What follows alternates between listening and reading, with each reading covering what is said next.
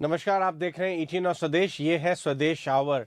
आज के बाजार में एक बहुत ही इंटरेस्टिंग बात देखने को मिली और वो थी अदानी एंटरप्राइजेस का स्टॉक 5% ऊपर बढ़ता रहा एक ओवरऑल खराब बाजार में, क्योंकि उन्होंने एक बहुत ही बड़ी और बहुत ही इंपॉर्टेंट डील अनाउंस की है। $50 बिलियन का इन्वेस्टमेंट वो करेंगे अदानी एंटरप्राइजेस अपनी एक नई कंपनी में।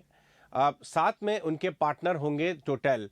इनफैक्ट इस नई कंपनी में टोटल ने 25% हिस्सेदारी भी खरीदने का ऐलान किया। न्यू हाइड्रोजन के एरिया में काफ़ी ज़बरदस्त काम हो रहा है हिंदुस्तान में, और भी दूसरी कंपनीज कर रही हैं। लेकिन इस कंपनी में क्या खास है जो कि बड़ा निवेश आते ही स्टॉक रिएक्ट कर गया। और अदरवाइज अब इस तरह की और डील्स भी क्या होती हुई नज़र आती हैं इंडिया में। हमने 20-25 साल में ग्रीन एनर्जी का नेट एक्सपोर्टर बनने का लक्ष्य रखा है। प्राइम मिनिस्टर मोदी ने भी इस बारे में बातचीत की। ये सब डिस्कस करने के लिए और किस तरह की इन्वेस्टिंग अपॉर्चुनिटीज़ आपके लिए हैं एज इन्वेस्टर, ट्रेडर, निवेशक की तरह लंबी अवधि के। हमारे पास 3 स्पेशल गेस्ट हैं आज शो पे हमारे साथ जुड़ रहे हैं। मिस्टर देवज्योति डिलॉयट में कंसल्टेंट हैं और एनर्जी स्पेस को बहुत लंबे अवधि से इस पूरे रीजन में, एशिया के रीजन में, मिडिल ईस्ट के रीजन में एनालाइज करते आए हैं। बड़ी बड़ी कंपनियों के साथ काम भी कर चुके हैं। और हमारे साथ अनुज उपाध्याय एचडीएफसी सिक्योरिटीज़ के एनालिस्ट हैं, स्पेस को देखते हैं। साथ में देवेन चोकसी जो अदानी ग्रुप को भी बहुत लंबे अवधि से एनालाइज करते आए हैं। सो देवेन भाई, सबसे पहले मैं आपसे स्टार्ट करूंगा। जो अदानी ग्रुप का ये अनाउंसमेंट आया जिससे स्टॉक भी काफ़ी रिएक्ट किया पॉजिटिवली, आपने इसको कैसे एनालाइज किया? Well, I think this is more of a directional call that one has to understand. क्योंकि टोटल जैसे आई थिंक स्ट्रॉन्ग पार्टनर को साथ में रखना ये एक सबसे बड़ी बात है and I think Adani group probably has gone into it. Adani group का जो टिपिकल बिजनेस कैरेक्टरिस्टिक है, दे बेसिकली बिल्ड इंफ्रास्ट्रक्चर, और बाद में इंफ्रास्ट्रक्चर के बाद में जब भी बिजनेस के अंदर डिस्ट्रीब्यूशन का जो बाकायदा जरूरत पड़ता है उसके अंदर वो ज्यादातर पार्टनर्स के ऊपर रिलाई करते हैं। मेरा ऐसा मानना है कि टोटल के साथ की जो ये डील किया गया है उसके अंदर I think total's role is largely going to be seen also as a distribution partner which is an important link in after the production. तो मैं ऐसा समझता हूँ कि I think together this particular arrangement could result into higher amount of I think the strategy as far as I think the business is concerned from the point of view of hydrogen. ये कारोबार जो है वो कारोबार अगले 5 या 10 साल के अंदर एक बड़ा हो सकता है, क्योंकि 2 या 3 चीज के ऊपर ध्यान देते हैं यहाँ पे। While the question of I think water remain abundant, I think is absolutely I think not asked for, but most importantly जो इलेक्ट्रोलाइजर प्रोसेस है और वो प्रोसेस के साथ में आपको जो उसका पेरिफेरी इंफ्रास्ट्रक्चर या इकोसिस्टम जिसको हम बोलते हैं वो बिल्ड करना है, उसके लिए आपको ये पार्टनरशिप की काफी हद तक ज्यादा जरूरत पड़ेगी, ऐसा मेरा मानना है। And I think as they progress, probably they will announce more details about I think the role play by respective partners. But मैं ऐसा समझता हूँ कि I think ज्यादातर expertise अडानी ग्रुप की I think to operate the infrastructure, and I think the partners role would be largely towards I think bringing the business, distributing the business or distributing the product. I think that is what I would like to see as a role play between two of them. अनुज, अगर मैं आपसे बात करूं इस बारे में कि Adani group की कंपनी ने जो बड़ा अनाउंसमेंट किया आज, ये तो एक बात है, लेकिन और भी दूसरी बहुत सारी कंपनीज हैं इंडिया में जो इस डायरेक्शन में, ग्रीन हाइड्रोजन रिन्यूएबल्स की डायरेक्शन में ढूंढ रही हैं। एलएनटी ने एक अनाउंसमेंट किया है, टाटा पावर ने भी ब्लैक रॉक से कुछ कमिटमेंट लिया है। काफ़ी बड़े बड़े कमिटमेंट इस कैपेक्स के आ रहे हैं इस फील्ड में। आप कैसे एनालाइज करते हैं? देखिए, एज यू राइटली सेड, ये काफी डील्स यहाँ पे हो रहा है। यहाँ पे रिन्यू ने भी जो है वो टाई अप किया एलएनटी के साथ। जेएसडब्ल्यू भी एक ऑस्ट्रेलियन फर्म के साथ जो है वो टेक्निकल टाई अप किया है ग्रीन एनर्जी के लिए। तो बेसिकली जो गवर्नमेंट का मैंडेट है, जहाँ पे दे वांट टू रिप्लेस करना है ग्रे हाइड्रोजन को ग्रीन हाइड्रोजन के लिए, वो है बहुत बड़ा पोटेंशियल और अपॉर्चुनिटी थ्रो करेगा over next 7 to 8 years kind of a period. But उसके लिए हमें जो है वो ग्रीन हाइड्रोजन जो है वो वाइबल होना ज़्यादा जरूरी है। आज के डेट में अगर हम देखते हैं तो ग्रीन हाइड्रोजन का कॉस्टिंग जो है वो 450 to 500 पर केजी पड़ता है, जबकि ग्रे हाइड्रोजन का कॉस्टिंग जो है वो समवेयर अराउंड 150 to 200 के रेंज में पड़ता है। But there are certain measures जो कि गवर्नमेंट प्रपोज कर रहा है अलोंग विद पीएलआई स्कीम पे भी वो वर्कआउट कर रहे हैं, जैसे कि एनहांसिंग जो इलेक्ट्रोलाइजर का यूटिलाइजेशन कैपेसिटी है उससे एनहांस करने से we can bring down the cost to certain extent. Green hydrogen जो है वो वहाँ पे पावर आपका सोलर और विंड के थ्रू आएगा, वहाँ का एफिशिएंसी इंप्रूव होने के कारण we can bring down the costing over there. Plus economics of scale के वजह से एंड टेक्नोलॉजिकल एडवांसमेंट की वजह से इलेक्ट्रोलाइजर का कॉस्ट इटसेल्फ जो है वो to a great extent 60% drop होने का बात है। तो ऑल पुट टुगेदर जो ग्रीन हाइड्रोजन का कॉस्टिंग है वो जो अराउंड 200 to 220 रुपीज के करीब अनुमान लगाया जा रहा है ओवर नेक्स्ट 6 to 7 years, जो कि काफी मच एट पार होगा जो कि करंट ग्रे हाइड्रोजन का कॉस्टिंग है। एक चीज और हमें ध्यान में रखना चाहिए, जो ग्रे हाइड्रोजन का कॉस्टिंग आज के डेट में है वो बेस्ड ऑन RLNG के प्राइसेस पे है जो कि $10 to $12 के रेंज में है। बट अगर हम करंटली जो पीक देख रहे हैं गैसेस के प्राइस अगर ये सस्टेनेबल रहेंगे फॉर अ लॉन्ग टर्म तो ग्रे हाइड्रोजन भी जो है वो आपको 200 to 250 प्लस के रेंज में मिलेंगे गोइंग अहेड। तो जो पैरिटी का मैं बात कर रहा था that could be achieve much earlier अगर ये करंट RLNG प्राइस यही लेवल पे रहता है एंड इलेक्ट्रोलाइजर में हम अचीवमेंट प्राइस रिडक्शन अचीव कर लेते हैं।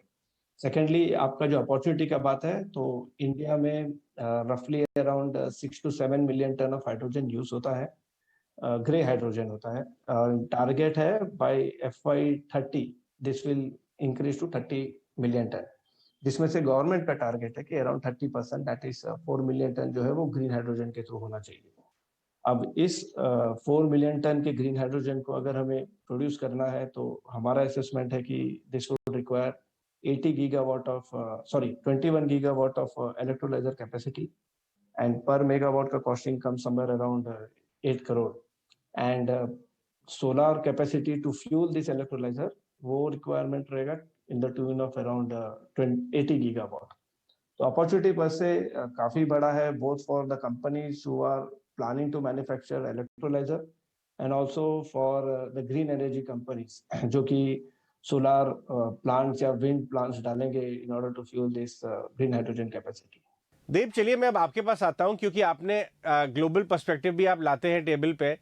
ये जो एक जर्नी शुरू हुई है इंडिया की ग्रीन हाइड्रोजन की तरफ, कौन सी बड़ी कंपनीज का आपका बड़ा रोल देखते हैं इसको अचीव करने के लिए, इस ड्रीम को? देखिए, ग्रीन हाइड्रोजन में जो अहम हिस्सा है ग्रीन हाइड्रोजन डेवलपमेंट में वो है इलेक्ट्रोलाइजर्स का डेवलपमेंट होना।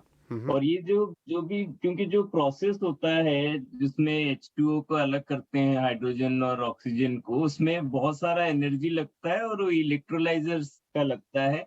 ये जो बड़े बड़े कंपनीज अभी अनाउंस कर रहे हैं इंडिया का जो ग्रीन हाइड्रोजन पॉलिसी का एडवांटेज लेके, ये सब बहुत ज्यादा इन्वेस्टमेंट भी लगेगा और इनको बहुत ज्यादा एक्सपर्टीज भी चाहिए, जो टेक्नोलॉजी भी चाहिए और मैन्युफैक्चरिंग का स्केल और एक्सपर्टीज भी चाहिए। क्योंकि ग्रीन हाइड्रोजन ऐसा नहीं है कि अभी नहीं बनता, जो प्राइस में बनता है वो प्राइस अभी वायबल नहीं है। आगे जाके ये एक्सपेक्टेड है कि जो $5.5-6 पर केजी का जो प्राइस है, ये जब $1.5-2 पर केजी में आ जाएगा तो इंडिया का जो ग्रीन हाइड्रोजन है 5 मिलियन टन का खपत रहेगा 2030 में। तो ये बहुत बड़ा एक अहम डेवलपमेंट है और भारत का जो नेट जीरो जर्नी है उसमें ग्रीन हाइड्रोजन एक बहुत बड़ा रोल प्ले करेगा। कितना कैपेक्स आप होते हुए नजर आता है आपको इस फील्ड में, जिस हिसाब से ये डील हुई आज अदानी वाली बड़ी डील, बड़े ग्लोबल इन्वेस्टर्स का मूड बन रहा है भारतीय कंपनीज को पार्टिसिपेट करने का, साथ में किसी न किसी तरह से पार्टनर बनने का। तो इस दिशा में कौन से आपको, क्योंकि आपके पास ग्लोबल एक्सपोजर भी है, आप बता सकते हैं कि कितना पोटेंशियल है ओवरसीज से पैसा आने का यहाँ पे? देखिए, बहुत सारा ये जो है जैसे सोलर सेक्टर का डेवलपमेंट है, इंडिया का जो मैन्युफैक्चरिंग था वो कंप्लीटली हम इंपोर्ट करते थे सोलर में, चाइना, ताइवान, ये सब कंट्री में। ग्रीन हाइड्रोजन और इलेक्ट्रोलाइजर ऐसा एक फील्ड है जहाँ पे ग्लोबली भी अभी भी डेवलपमेंट चालू है। जो रिसर्च डेवलपमेंट टेक्नोलॉजी अभी तक स्टेबल नहीं हुआ है, प्राइस एक रेंज में नहीं आया है, और बहुत सारे कंट्रीज जैसे हैं जैसे जापान, कोरिया, ये बहुत ज्यादा वहाँ पे ग्रीन हाइड्रोजन का डिमांड भी आ रहा है। तो भारत 5 मिलियन टन का अपना जो भी डिमांड रहेगा 2030 तक, ये खाली अपना फर्टिलाइजर और ये रिफाइनरी और सिटी गैस डिस्ट्रीब्यूशन में जब अपने 10 साल बाद जब सीमेंट और स्टील भी इसमें जुड़ जाएंगे, ये बहुत बड़ा सेक्टर रहेगा डोमेस्टिकली ऑल्सो और एक्सपोर्ट मार्केट में भी। तो इसमें तो बहुत ज्यादा इन्वेस्टमेंट की पोटेंशियल है और अट्रैक्टिव भी रहेगा ये इन्वेस्टमेंट, क्योंकि आप ये देखिए कि 1 मिलियन टन ग्रीन हाइड्रोजन बनाने के लिए जो ग्रीन क्या है, इसका जो पावर इनपुट है वो ग्रीन होना चाहिए, तो उसके लिए 20 गीगावाट का सोलर या विंड लगेगा। तो उसके लिए आप इमेजिन कर सकते हैं कि जो इन्वेस्टमेंट का मैग्नीट्यूड होता है वो बहुत ज्यादा रहेगा, और इंडिया का एनर्जी सिक्योरिटी और एनर्जी ट्रांजिशन के लिए ये बहुत अहम रहेगा। सवाल देव, वो जानना चाहूंगा कि कितना समय लगेगा जब पहला unit of green hydrogen actually Bharat में बनना शुरू होगा आपके हिसाब से? ग्रीन हाइड्रोजन बनना तो चालू हो जाएगा, उसमें कोई प्रॉब्लम नहीं है, लेकिन जैसे मैं वो बता रहा था कि $5.5-6 पर केजी आता है, जो आप अगर गैस में उसको प्राइस में कन्वर्ट करें तो वो इक्विवेलेंट हो जाता है $30-35 पर MMBTU। तो आप आज के डेट में रिफाइनर्स उसको उस रेट में खरीदना नहीं चाहेंगे। जैसे पावर सेक्टर में एक RPO लाया गया था, ये भी एक्सपेक्टेशन है कि भारत सरकार बहुत जल्द पॉलिसी लाएगी जहां पे फर्टिलाइजर और रिफाइनरी ये सब में एक परसेंटेज कंजम्पशन ग्रीन हाइड्रोजन से होना पड़ेगा।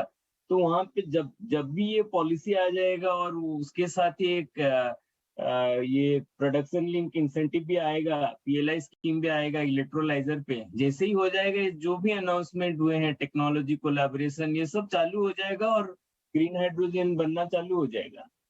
राइट, ऑलराइट देव, अनुज और देवेन भाई, आप तीनों को बहुत बहुत शुक्रिया आज ET नौ स्वदेश पे हमारे साथ बात करने के लिए, और ये हमें पूरा समझाने के लिए कि इस तरह की जो बड़ी डील्स हो रही हैं, ग्रीन हाइड्रोजन का क्या पोटेंशियल है भारत का, कौन सी कंपनीज इसको अच्छी तरीके से एक्सप्लॉइट कर रही हैं और अपने शेयर होल्डर्स के लिए वैल्यू क्रिएट करने की पोटेंशियल होल्ड करती हैं। बहुत बहुत शुक्रिया आज हमसे बात करने के लिए, धन्यवाद।